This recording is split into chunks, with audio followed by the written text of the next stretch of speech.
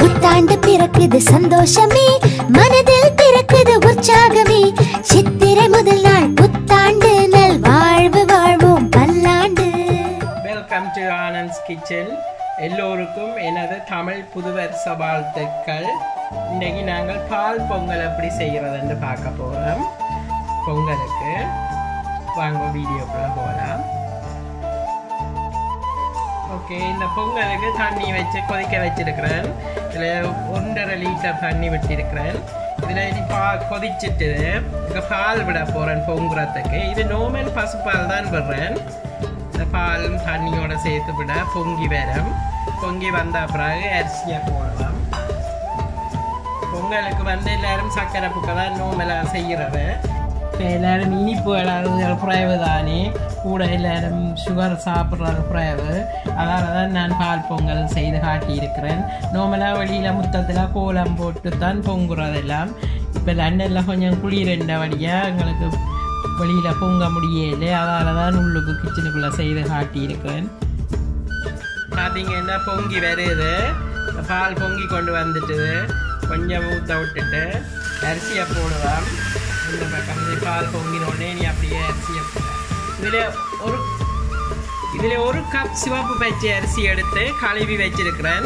உங்களுக்கு எவ்வளவு தேவையோ அதுக்கேற்ற மாதிரி எடுத்து போடுங்க அரிசியை. இதை அப்படி பால் பொங்கினோன்னா உண்மையில் அப்படி 3 தரம் சுற்றிட்டு போடுவீனா அரிசி. வெளியில் முத்தத்தில் பொங்குறதண்டா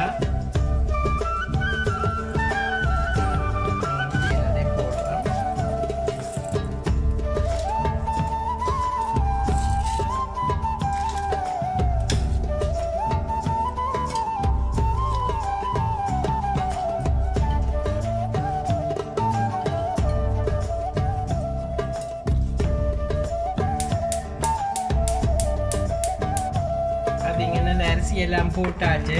இந்த அரிசியை போட்டுட்டு உடனே அடியிலே இருக்க அப்படி கிண்டி விட வேணும். இந்த அடியெல்லாம் ஒட்டிடும். அடியில் சட்டியில் ஒட்டி பிடிச்சிடும். கொஞ்சம் கிண்டி போட்டு நெருப்பை குறைச்சி விட வேணும். நீங்கள் இந்த அரிசி போட்டுட்டு எனக்கு தண்ணி கூடவே இருந்தால் இப்படி கொஞ்சம் தண்ணியை எடுத்து வச்சிடுங்க. ஊற்ற வேண்டாம். எடுத்து இதை வச்சிருந்துட்டு நீங்கள் அதை கொதிச்சு அவிஞ்சு கொண்டு வரைக்க தண்ணி காணாட்டி அதே தண்ணியையே திருப்பி விடலாம். இதுக்கு இப்போ நான் கொஞ்சம் பொங்குறதுக்காக கொஞ்சம் கூட தண்ணி வச்சேன். நான் எனக்கு இப்போ கொஞ்சம் தண்ணியை கிள்ளி எடுக்கிறேன். இதை எடுத்துட்டு இதுக்கு ஏற்ற மாதிரி அவிஞ்சு விடுவோம். கொஞ்சம் எல்லாம் திருப்பி நாங்கள் பாலும் விட போகிறோம். அதனால் கணக்க தண்ணி தேவையில்லை. தண்ணியை எடுத்துட்டு இதுக்கு எனக்கு கொஞ்சம் உப்பு போடுவோம். இந்த அரிசிக்கு ஏற்ற அளவு உப்பு போடுறேன். ஒரு 1/2 டீஸ்பூன் போட்டுட்டு. இது பால் பொங்கலுக்கு சில பேர் பயறு போடுறவ, சில பேர் போடுறே இல்லை. இதில் நான் கொஞ்சம் போடுறேன். கொஞ்சம் பயறு போட்டிங்கன்னா அதோட ஃப்ளேவர் நல்லா இருக்கும். பயறுன்ற வாசம் உங்களோட விருப்பம், ஆப்ஷனல் தான். தேவைன்னா போடுங்க, தேவையில்லாட்டி விடலாம். நான் கொஞ்சம் போடுறேன். ஓகே, இப்போ பார்த்தீங்கன்னா இந்த பால் பொங்கலுக்கு அரிசி அவிஞ்சிட்டுது.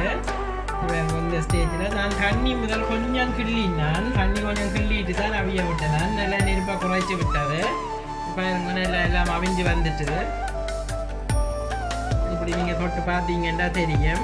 இனி இந்த ஸ்டேஜில் பால் அவ்வளோதான். பால் இதுக்கு அப்புறம் தேங்காய் பால் பிழிஞ்சு விடுங்க. தேங்காய் பால் பிழிஞ்சு விட்டால் தான் அது இந்த டேஸ்ட் வரும். நான் இதில் இப்போ ஒரு தேங்காயில் கொஞ்சம் பூ குறைச்சிட்டு பிழிஞ்சினேன். பாலா பால் பொங்கலுக்கு தேங்காய் பால் தான் அந்த ஃப்ளேவரை கொடுக்குறது.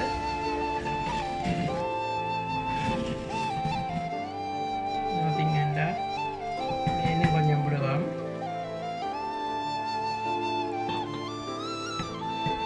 பாலை விட்டுட்டு நல்லா நெருப்பு குறைக்க வேணும். அரிசி எல்லாம் கொஞ்சம் பாலை விட்டு ஃபுல்லாக நல்லா எல்லாம் கிளறி அடியில் இருந்து கொஞ்சம் கூட நல்லா எல்லாத்தையும் மிக்ஸ் பண்ணி விட்டுட்டு நெருப்பை ஃபுல்லாக குறைக்க வேணும். நல்ல நூலில் விட்டீங்கன்னா நல்ல கணக்காக வரும். அது இப்போ எல்லாம் இதுக்கு ரெடி ஆகிட்டு கணக்காக இருக்குது. உப்பு உங்களுடைய அளவுக்கு தான் பார்த்து போடணும். நீங்கள் எவ்வளவு அரிசி போடுறீங்களோ அது இந்த அளவுக்கு. நான் முதல்ல 1/2 டீஸ்பூன் போட்டு தான் கொஞ்சம் ஆட் பண்ணி நான் திருப்பி நீங்கள் அதே மாதிரி பார்த்து உங்களுடைய அளவுக்கு போடணும். ஓகே, இப்போ பார்த்தீங்கன்னா இந்த பொங்கல் ரெடி ஆகிட்டுது. இது பாருங்க நல்ல பதமாக வந்திருக்குது. அரிசியும் கரைஞ்சி பயறு இதெல்லாம் பால் எல்லாம் விட்டு எல்லாம் விழுத்து நல்ல வடிவாக வந்துட்டுது. நான் இனி இதை இந்த ஸ்டேஜில் நிப்பாட்ட போகிறேன். நிப்பாட்டிட்டு எடுத்துகிட்டு காட்டுறேன். ஓகே, இப்போ பார்த்தீங்கன்னா இந்த பால் பொங்கல் செய்து ரெடி ஆகிட்டுது. இது வந்து நீங்கள் சாம்பாரோடையோ கறியோடையோ அல்லது சம்பரோடையோ என்னத்தோடையுமே சாப்பிடலாம். நான் இது பொங்கல் என்ற வழியை இன்றைக்கி இந்த வடை முறுக்கு செய்து காட்டியிருக்கிறேன். இந்த வடை முறுக்கு வீடியோ என்ன முறுக்கு கிளிக்கில் போடுறேன். இதே மாதிரி நீங்களும் செய்து பாருங்க. இந்த கறி இந்த பொங்கல் வந்து நார்மலாக இந்த கோயிலில் பண்டித்தலச்சி அம்மன் கோயிலெல்லாம் இதே பொங்கலுக்கு கீரை கத்தரிக்காய் போட்டு வெள்ளைக்கறி வச்சு சாப்பிடுவீங்க. பச்சை மிளகாய் எல்லாம் போட்டு நல்ல டேஸ்ட்டாக இருக்கும். நீங்களும் அப்படி செய்து சாப்பிடலாம். நாங்கள் இன்றைக்கி சாம்பாரோடு செய்து சாப்பிட போகிறோம். நான் இதில் சாம்பார் காட்டையில் சாம்பார் வேணுமெண்டா இந்த மாதிரி வீடியோவில் போடுறேன். நீங்களும் இதே மாதிரி செய்து பாருங்க. இந்த வீடியோ பிடிச்சிருந்தால் லைக் பண்ணுங்க, கமெண்ட் பண்ணுங்க, ஷேர் பண்ணுங்க, மறக்காமல் சப்ஸ்கிரைப் பண்ணுங்க. எல்லோருக்கும் மீண்டும் தமிழ் புத்தாண்டு வாழ்த்துக்கள். தேங்க்யூ, பாய்.